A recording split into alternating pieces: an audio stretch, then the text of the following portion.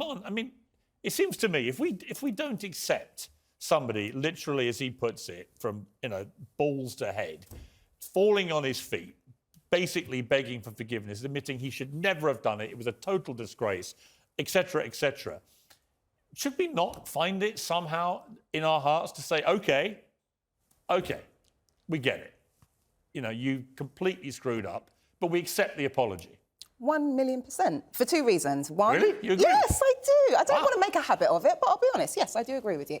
So, first, forgiveness shows growth and maturity. That's just obvious. Second, this is also about reputation management. It's almost as if they're not being strategic, I have to admit. I mean, on a reputation management perspective, they would look a lot better if they did accept the apology. First, they would keep the upper hand, look good doing it, and then again, they would be able to lead the way and they wouldn't look so hypocritical when it comes to them actually expecting an apology from the royal family. So from a strategic standpoint, I think they failed abysmally. Well, I think that's a really good point, Richard, because if you're the royal family, you've seen this demand. There can only be a rapprochement, says the guy who's just trashed them in every possible media space, if they basically apologise for what they did to me and my wife. But then you see somebody make an abject apology and they just throw it straight back in his face. The whole thing's unbelievable. I mean, they had the chance to take the moral high ground, but actually Clarkson has done the royal family a massive favour because he's been the fool guy. He's gone out there, the first one to test the water.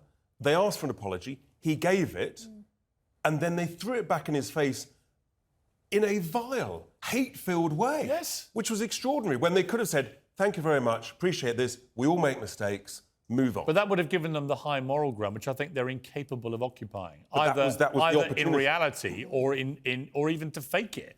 They just don't have that bone in their body. At the moment, they seem so narcissistic, so vengeful, so determined to create maximum wreckage that even when somebody's basically saying, look, I'm begging you, I'm so sorry, this was terrible. Yeah. It was a moment of madness. No, you are disgusting. You've been doing this for years. We're going to finish you too. You're on the list as well. And what really troubles me when you listen to Harry in the audio is the misogyny in his attitude to women. Yes. You gave 4 separate examples. And they're not the only 4, by the way. And I haven't read the whole book, and frankly, I've no intention of, particularly the more I hear about it. And I'm just thinking, where's his decency? Yeah.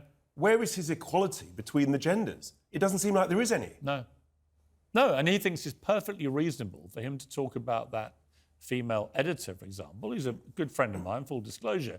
But to talk about any woman in the way that he did there, whilst presenting yourself as the enemy of misogyny, it's just breathtaking. It's incomprehensible, actually. It really is. And you just think, what's going on in his head? What's going on in? Well, I think there's a lot of anger, but I think a lot of the anger. I mean, we've seen again the repercussions of some of the things he said in this book today. You see Iran now publicly using his boast about killing 25 Taliban, naming the kill count, describing them as chess pieces, not human beings.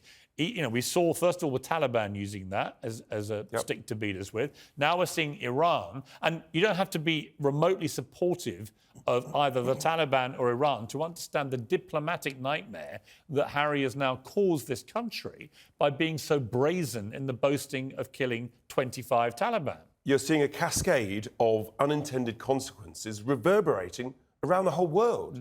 And potentially, he's putting other people's lives at risk around the world.